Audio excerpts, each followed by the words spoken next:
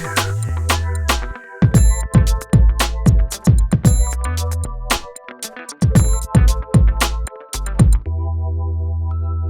do you think people graffiti?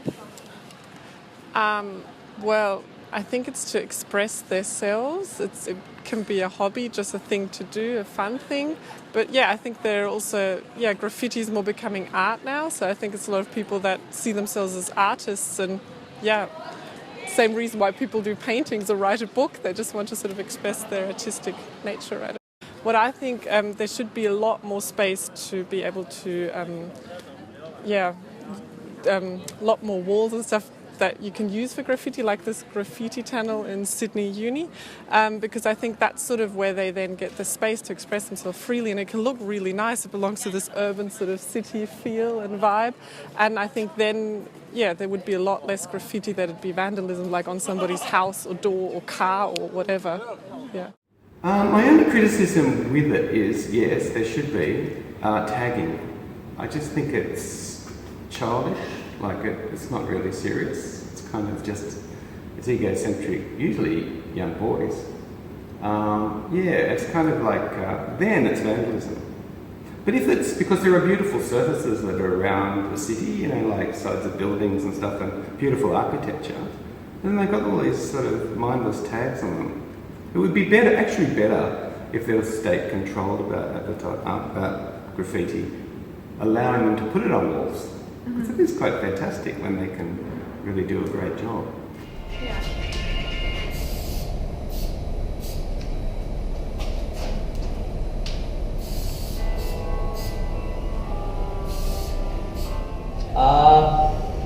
Started off as an emotional release, so a form of expression, I guess. And then it turned into a habit, and then almost a necessity, so every so often I'll need to do something. It's just kind of like a burning desire, I guess. I think writer would be the best term to go by.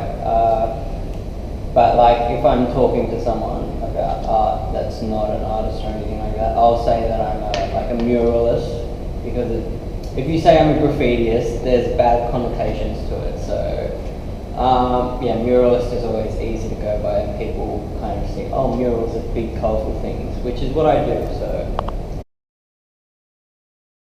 under 18, there was chases, and you obviously you try not to get caught, but sometimes it happens, and it happened a couple of times. But usually it's all about trying to be as quiet and as sneaky as possible.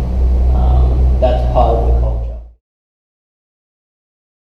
You have like the old school mentality compared to the new school, which is really different. The old school, a lot more traditional, closed in. They play a lot more by the rules.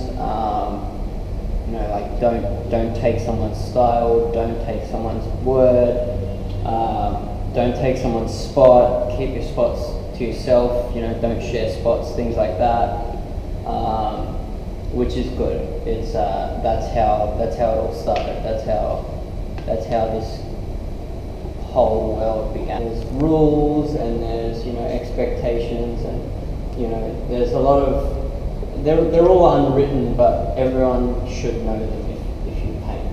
It's common sense as well. If someone's better than you, then you don't. And it's a nice spot. You don't go over there a piece. Legal walls, anywhere's fine. You go to Europe and it's completely different. You go to America, it's completely different. Sydney's it's almost a ferocious kind of scene. It's very territorial, and it can be quite nasty at times. But in somewhere like Europe, I found it quite different. It's easier, it's cheaper, everyone's kind of on the same team. I think in Sydney we're quite behind the times. There should be more legal walls. There are legal laws, but it's kind of a need to know kind of thing. You know, you need to know the person who owns the rights to the wall usually. But as a painter, if you need to do it, you need to do it, legal or illegal.